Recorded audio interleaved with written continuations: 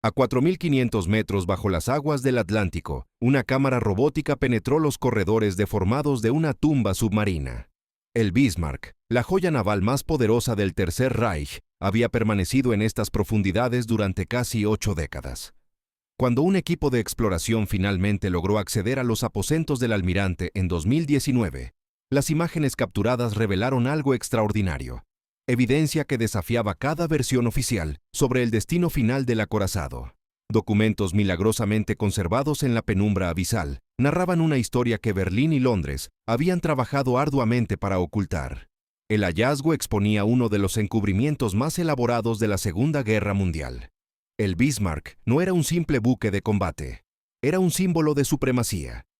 Cuando descendió por las rampas de los astilleros Blom und Voss en Hamburgo, aquella tarde de febrero de 1939, medio centenar de miles de espectadores contemplaron la botadura del que sería el terror de los mares. Con sus 41.000 toneladas a plena carga y una longitud superior a los 240 metros, encarnaba la visión que Hitler tenía sobre el dominio tecnológico germano.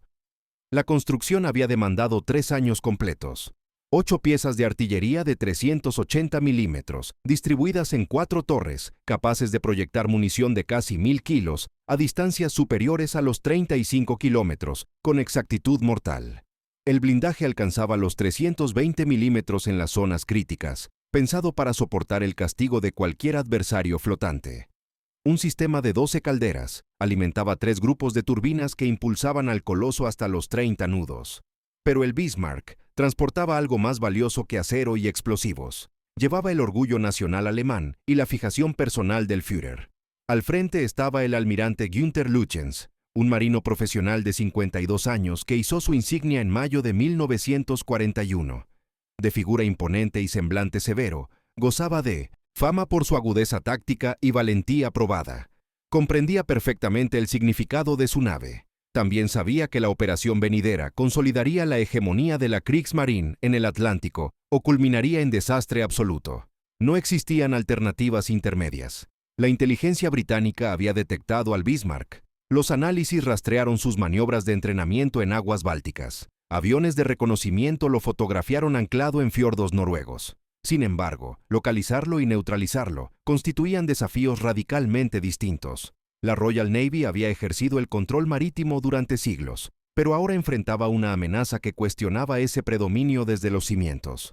Lo que permanecía oculto entonces, lo que solo emergerían cuando las cámaras alcanzaran el lecho oceánico décadas más tarde, era que ambas potencias tendrían motivos para distorsionar la verdad sobre los acontecimientos venideros.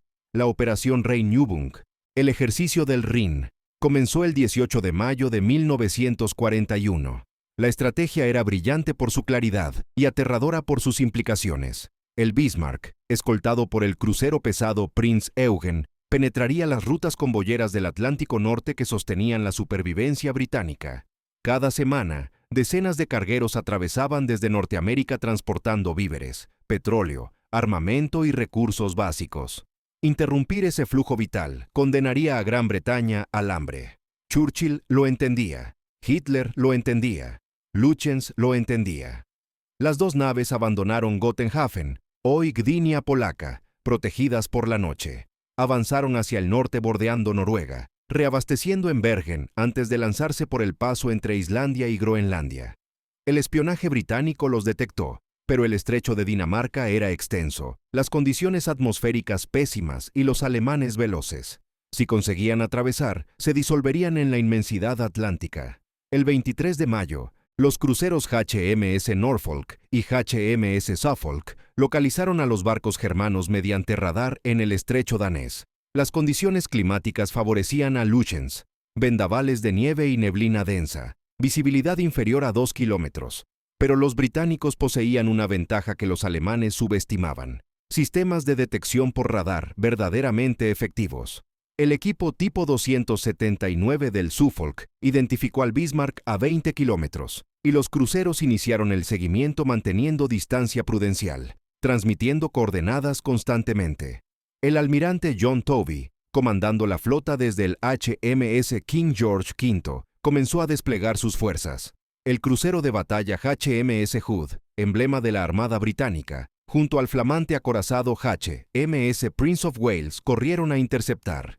Disponían de una única oportunidad. Si el Bismarck alcanzaba el Atlántico abierto, relocalizarlo sería prácticamente imposible. Los elementos estaban dispuestos para uno de los enfrentamientos navales más memorables de la historia. Pero lo ocurrido en los aposentos del almirante durante esas horas decisivas, las determinaciones adoptadas y las directivas emitidas, no corresponderían con la documentación oficial alemana. Las inconsistencias fueron inicialmente sutiles, cronologías que no encajaban completamente, informes contradictorios. Nada suficientemente evidente para generar cuestionamientos, mientras la conflagración continuaba.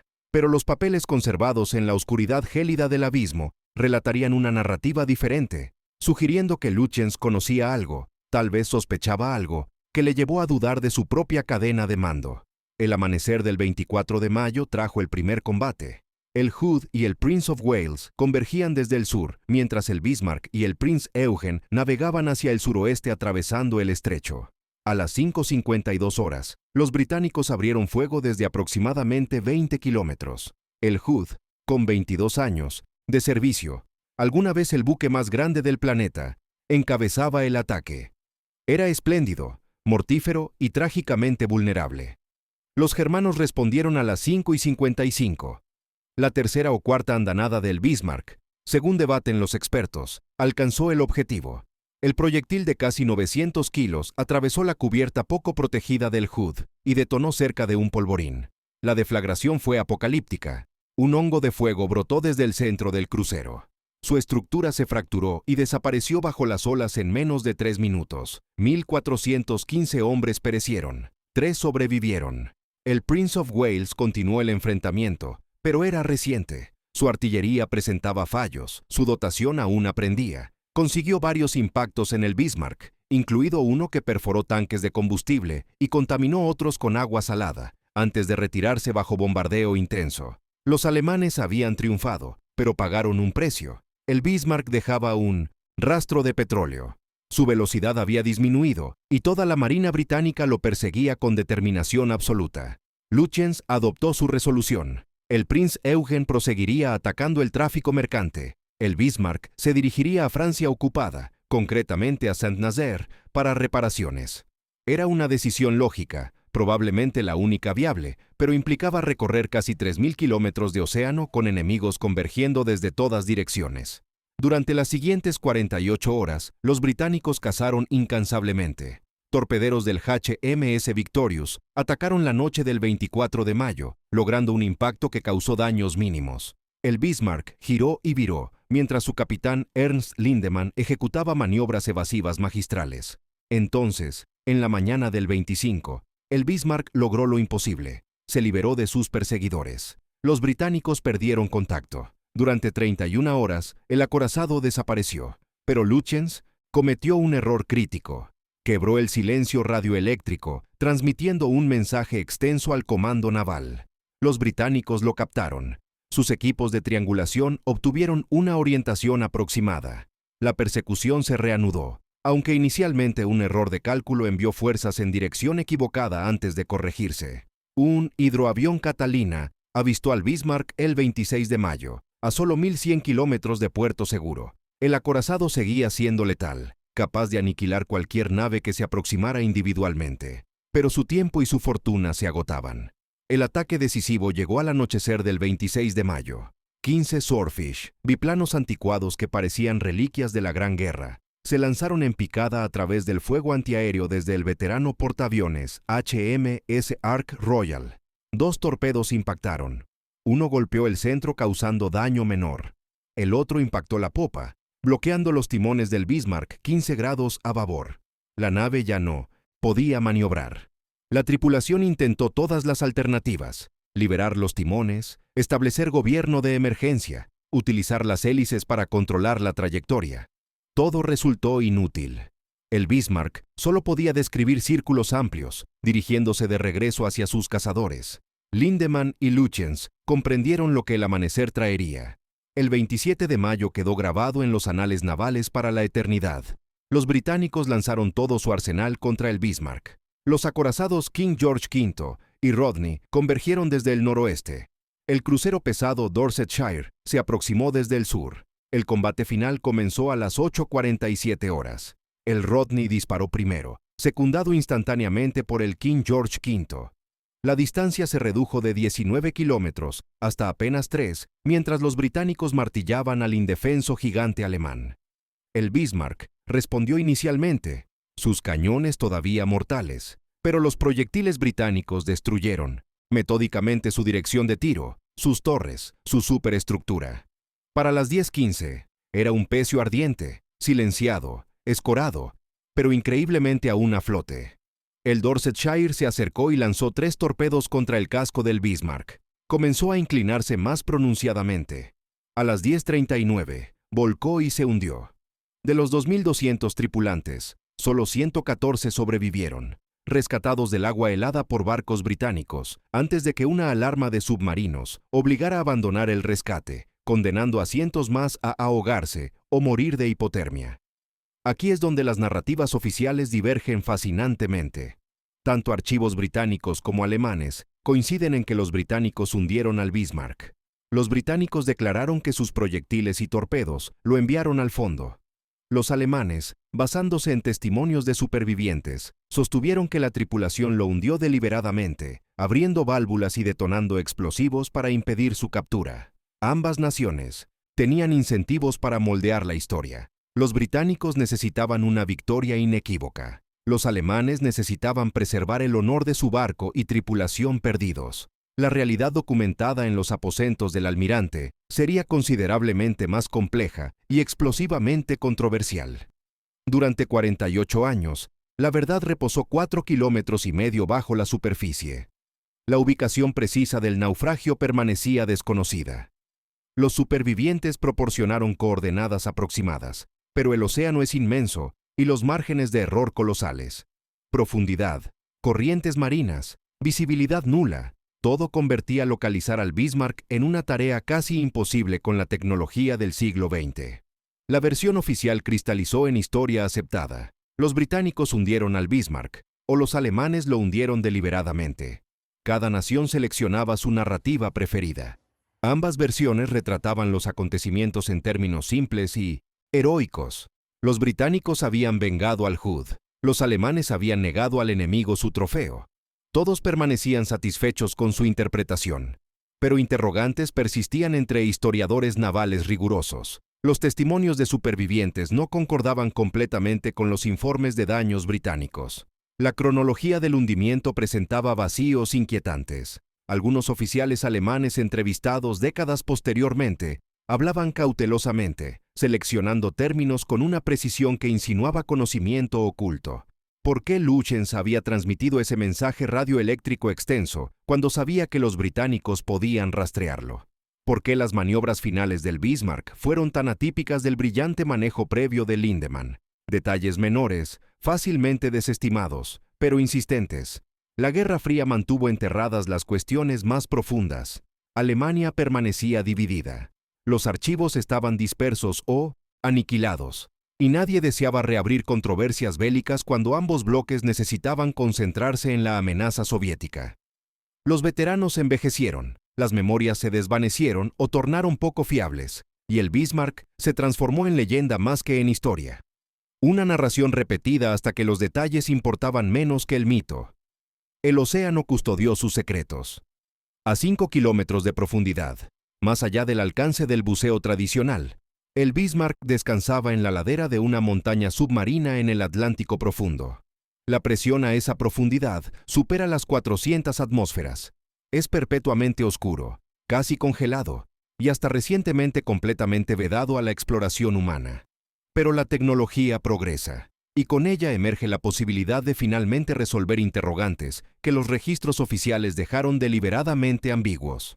Robert Ballard ya gozaba de fama mundial cuando emprendió la búsqueda del Bismarck. 4 años antes, en 1985, había descubierto al Titanic, cautivando la imaginación global con imágenes perturbadoras del transatlántico perdido. Ahora, en junio de 1989, dirigió su atención hacia el otro naufragio célebre del Atlántico, financiado por cadenas televisivas europeas ansiosas por otro espectáculo submarino. Ballard empleó la misma tecnología que localizó al Titanic. El buque de investigación Starella remolcó Argo, una plataforma de cámaras de aguas profundas, rastreando el área de búsqueda mientras el sonar cartografiaba el fondo. La zona de búsqueda, fundamentada en testimonios de supervivientes y registros de navegación británicos, abarcaba decenas de millas cuadradas de terreno submarino montañoso.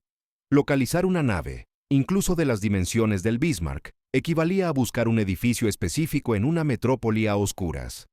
El 8 de junio de 1989, las cámaras lo encontraron. Yacía vertical sobre una pendiente a 4.790 metros, notablemente íntegro para un barco que supuestamente sufrió daños catastróficos. Su casco permanecía entero. Sus torres principales, aunque desplazadas, estaban presentes. Más sorprendente aún, no había perforaciones masivas donde los proyectiles británicos deberían haber penetrado bajo la línea de flotación. El equipo de Ballard documentó el naufragio durante varios días, sus cámaras revelando una embarcación mucho más preservada de lo anticipado. El descubrimiento generó titulares internacionales, pero la expedición de Ballard tenía restricciones. Su equipamiento podía filmar el exterior y realizar mediciones, pero no podía ingresar al naufragio ni examinarlo detalladamente. Observó la ausencia de daño significativo en el casco bajo el cinturón blindado y propuso, fundamentándose en sus observaciones, que las cargas de hundimiento deliberado habían enviado el barco al fondo, no los torpedos británicos. Veteranos británicos del combate disputaron esta conclusión. Estallaron debates en publicaciones navales y documentales, pero nadie podía demostrar nada concluyentemente, porque nadie podía acceder al interior del barco, a los espacios donde se desarrolló el drama final, a los aposentos del almirante donde Lütjens adoptó su última decisión. La expedición de James Cameron en 2002 aportó equipamiento más avanzado y un enfoque específico en la cuestión del daño. Cameron, recién salido de filmar Titanic y entusiasta declarado de la tecnología de aguas profundas, desplegó vehículos operados remotamente, ROUMS, que podían maniobrar dentro del naufragio. Su equipo invirtió semanas documentando patrones de daño, analizando qué habían logrado realmente los proyectiles británicos y qué podrían haber ejecutado los alemanes por sí mismos. La conclusión de Cameron, detallada en su documental, respaldaba la teoría del hundimiento deliberado.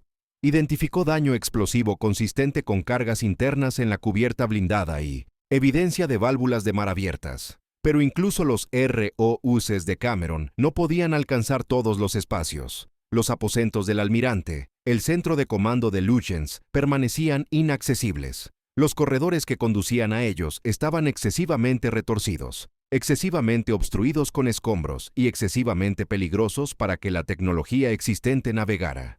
Otras expediciones continuaron. En 2001, Deep Ocean Expeditions transportó turistas de pago para observar el naufragio a través de las escotillas de sumergibles Mir. En 2016, el yate del cofundador de Microsoft, Paul Allen, equipado con ROVs de vanguardia, realizó otra inspección. Cada expedición agregó información, pero el enigma central persistía. ¿Qué sucedió en los aposentos del almirante durante esas horas finales? ¿Qué órdenes emitió Lütjens? ¿Qué comunicaciones recibió? El avance llegó desde una dirección inesperada. En 2018, una fundación de investigación privada liderada por el arqueólogo marino David Mearns obtuvo autorizaciones para una inspección exhaustiva utilizando tecnología ROV de nueva generación, específicamente diseñada para penetración de naufragios. Mearns había localizado docenas de pecios profundos, incluyendo el barco hospital australiano Centaur y el crucero Perth. Comprendía los buques de guerra, comprendía el diseño alemán y, crucialmente, comprendía que acceder a los aposentos del almirante requería paciencia, planificación y equipamiento construido específicamente para la tarea. La expedición se lanzó en abril de 2019. Demandó 3 semanas de labor meticulosa, despejando escombros, cartografiando pasillos y avanzando el ROV a través del metal deformado, antes de finalmente alcanzar la puerta sellada de los aposentos del almirante. Lo acontecido posteriormente transformaría el registro histórico permanentemente. Los aposentos del almirante no constituían una habitación individual. Era un complejo de espacios, interconectados. La cabina de mar de Lütjens, su sala de cartas náuticas, su oficina y sus habitaciones personales. Todo diseñado para permitirle comandar la nave desde una ubicación central, mientras mantenía acceso al puente superior. Cuando el Bismarck se hundió, la suite aparentemente se selló, ya fuera por diseño o casualidad, creando una cámara que evitó la inundación total el tiempo suficiente para que los objetos interiores se hundieran en agua relativamente tranquila, en lugar de ser destrozados por descompresión explosiva. Las cámaras del Errov penetraron a través de la puerta exterior hacia lo que había sido la sala de cartas náuticas. La escena estaba congelada temporalmente, casi serena. Las cartas todavía reposaban sobre la mesa de trazado, aseguradas por pesas de latón. Una regla paralela permanecía donde alguien la había utilizado por última vez. Más notablemente, el aire comprimido y las temperaturas gélidas habían preservado el papel. Documentos, que deberían haberse desintegrado décadas atrás, permanecían legibles cuando las cámaras de alta definición ampliaron. Lo observado contradecía la cronología aceptada.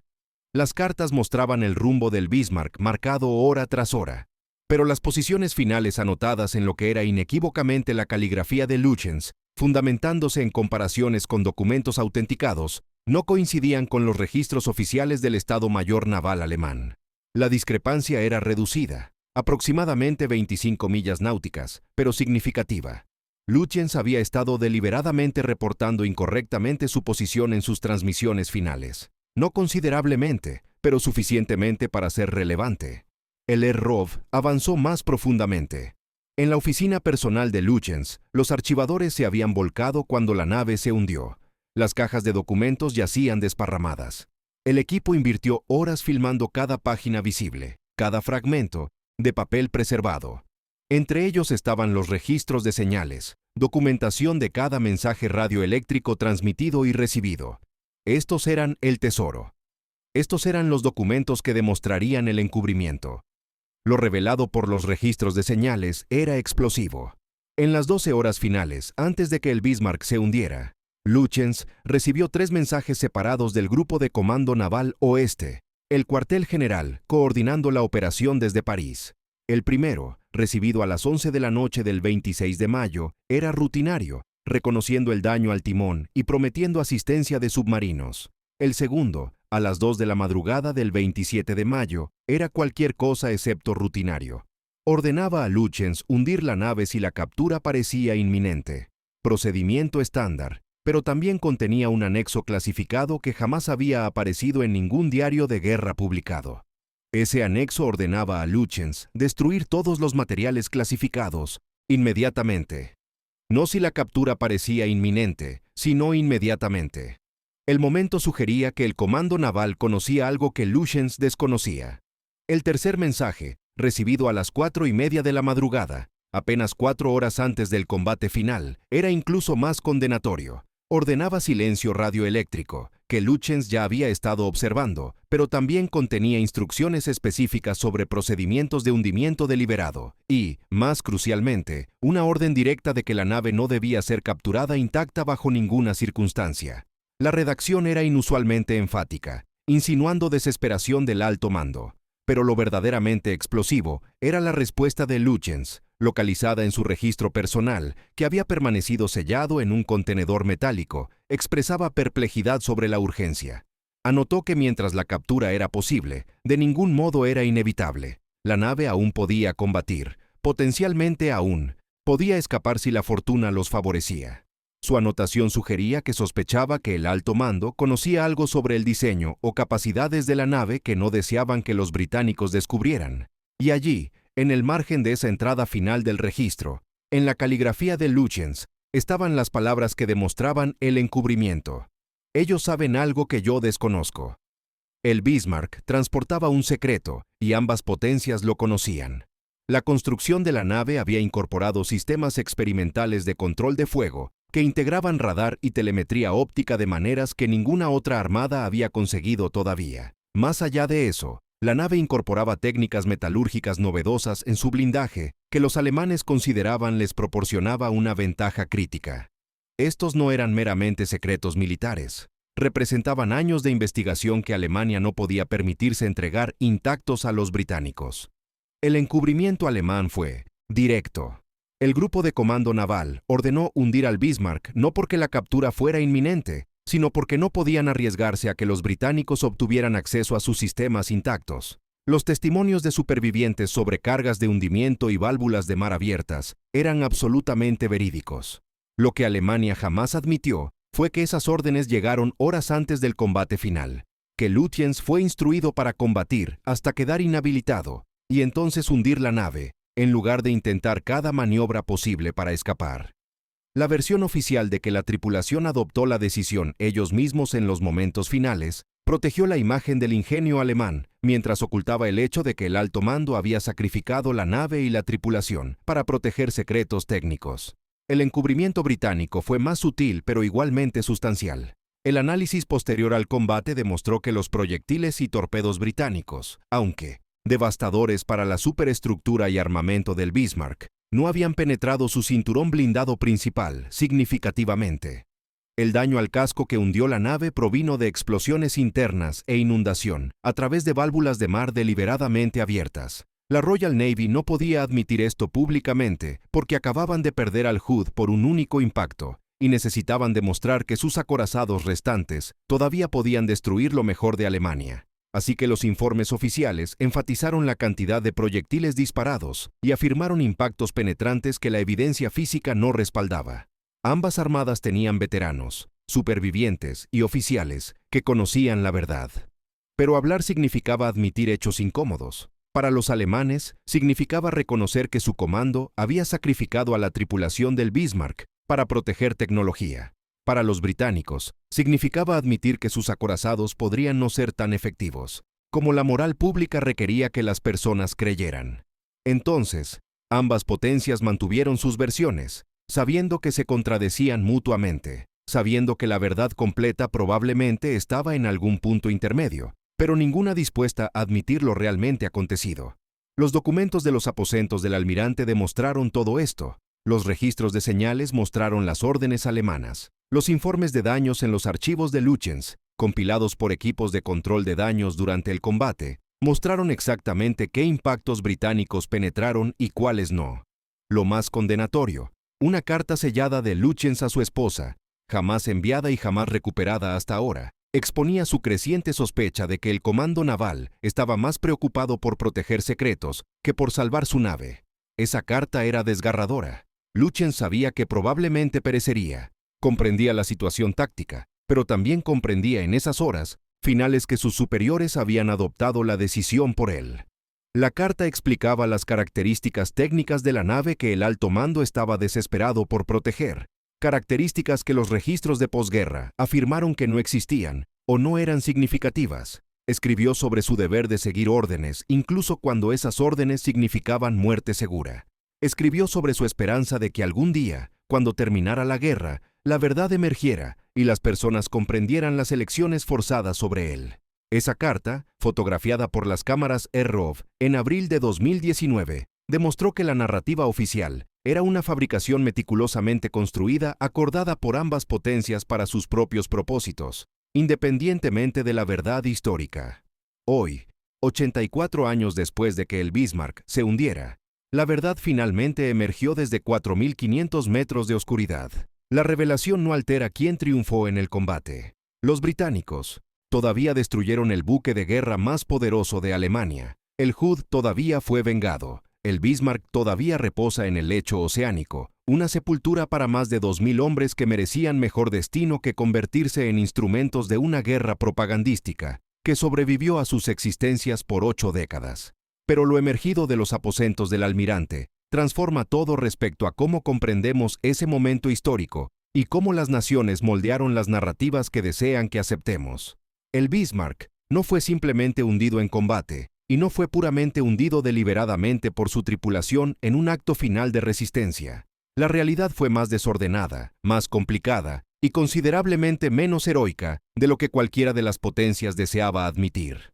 Fue sacrificado por su propio comando para proteger secretos técnicos que valoraban más que las existencias a bordo, posteriormente rematado por artillería británica que fue menos efectiva de lo que su armada proclamó, pero aún suficientemente devastadora para completar la tarea. Ambas potencias mintieron. Ambas potencias tenían razones lógicas para mentir, y ambas potencias mantuvieron esas mentiras durante décadas, porque admitir la verdad no servía a los intereses de ninguna nación durante la guerra, o en las décadas subsiguientes. Considera lo que eso implica.